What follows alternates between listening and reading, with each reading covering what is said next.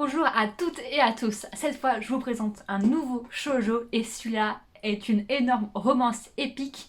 Fleur millénaire, fleur millénaire, fleur millénaire, telle est l'incantation qui sera dictée tout le long de l'histoire. Et ce manga porte le même nom, la fleur millénaire. Alors tout d'abord, Ju no Hana, ou en version française, la fleur millénaire, par Izumi Kaneyoshi.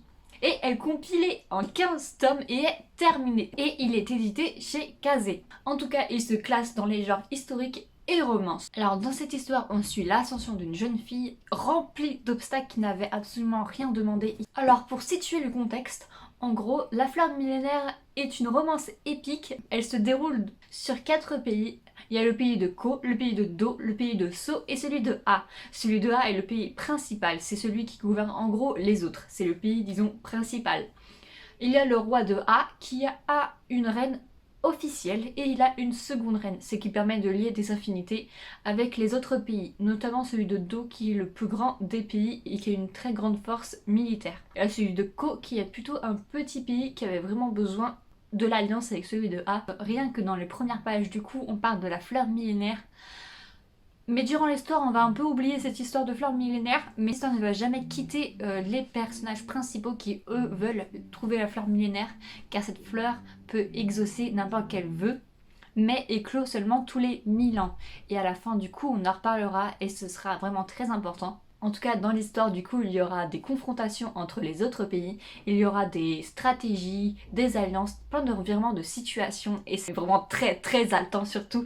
S'arrêter, c'est vraiment très compliqué car il y a des moments où tout change sur un seul personnage. Tu pensais qu'ils étaient amis, mais non, ils te la foutent à l'envers, mais toi t'étais pas au courant, mais en fait non, ils sont amis, genre... Maintenant, les personnages. Alors, il y a le personnage principal qui est Aki, la princesse du pays de A. C'est l'héritière légitime du royaume de A, mais c'est une fille, ce qui ne plaît pas beaucoup à beaucoup de gens. C'est bien dommage.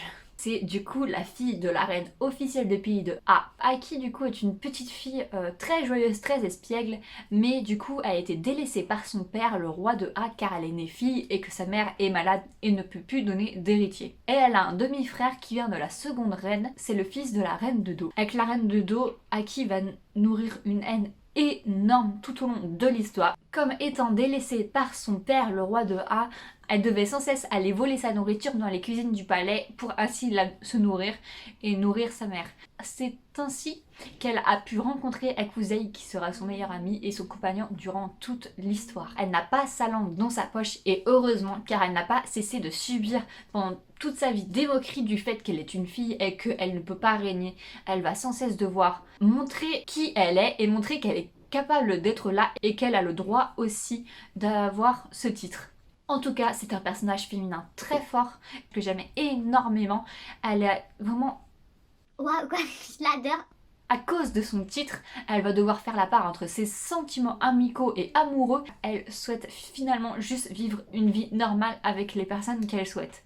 Ensuite, on a Akuzei qui lui est un esclave venu d'Occident.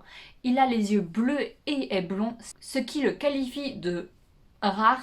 On l'appelle sans cesse l'étranger ou on le traite de bête.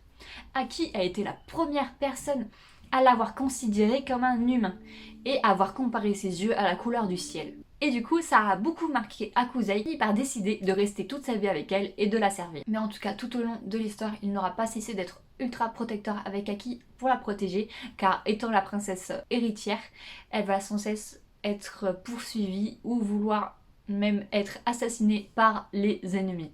Alors en fait, j'ai commencé Fleur millénaire car j'ai trouvé certaines similitudes avec Yona, princesse de l'aube, que j'adore car c'est l'un de mes shoujos préférés et j'ai trouvé que celui-là lui ressemblait pas mal. Il y a quelque chose qui se ressemble, notamment le personnage principal. Où je l'ai commencé et je ne regrette absolument pas parce qu'il m'a limite traumatisée par sa fin. Et j'ai relu 2 fois les 2 derniers tomes pour vraiment bien me remettre de ce qui s'était passé. Dans cette histoire, on va beaucoup traiter des rangs dans la société, notamment avec le rang d'esclave de Akuzei et le titre de Aki qui vont sans cesse se confronter et eux vont rester ensemble, mais ça va être compliqué du fait de leur rang. Il y a aussi d'autres personnages super forts qu'il y a eu à côté et très important. Il y a notamment l'horrible reine de dos, et c'est qu'elle de dire, et aussi Seketsu qui est le sensei de Akuzei et Aki. Comme Aki était délaissée par le roi, elle n'avait aucune instruction. Du coup, il a appris les 7 arts à la princesse et le maniement des armes à Akuzei. Il a été un personnage vraiment très important dans le développement des héros. Alors ce que j'ai particulièrement aimé est le suivi des personnages durant toute, en gros, leur vie. C'était horrible parce que tous leurs changements on les suit et à partir du moment où tu te rends compte que c'est vraiment la fin, c'est vraiment dur d'arrêter, tu te rends compte qu'il n'y aura plus, en fait c'est vraiment fini. En plus avec cette fin qui m'a fendu le cœur mais en 1000 morceaux, c'était horrible. Mais j'ai vraiment adoré, mais à chaque fois que j'y repense, genre c'est dur quoi. J'ai tellement aimé, j'étais tellement à fond dans l'histoire. En fait, c'est vraiment dur de se dire qu'on ne les reverra plus. Il y a quelque chose que j'ai vraiment beaucoup aimé durant tous ces tomes. En fait, ce sont les couvertures, surtout la 13 qui est ma préférée. En fait, sur la 13, on voit Aki vraiment en guerrière. On voit cette cape qu'elle porte, mais en fait qui défile vers le sang. Et elle va faire vraiment beaucoup couler le sang. Et elle s'en voudra vraiment beaucoup. Et on voit vraiment qu'elle va être engloutie par le sang qu'elle fait couler. Pour finir, j'ai plus que aimé toute cette série. En plus, l'auteur sort une nouvelle série actuellement, Cold Game. On retrouve les mêmes traits de ces personnages. Du coup, je vous conseille énormément si vous aimez en tout cas le même style que Yona, Princesse de l'Aube. J'espère que cette vidéo et que cette présentation de manga t'aura plu. En tout cas, il y a un article sur le site du GAC, beaucoup plus détaillé comme d'habitude. Et n'hésite pas à aller le voir. Merci beaucoup et sayonara!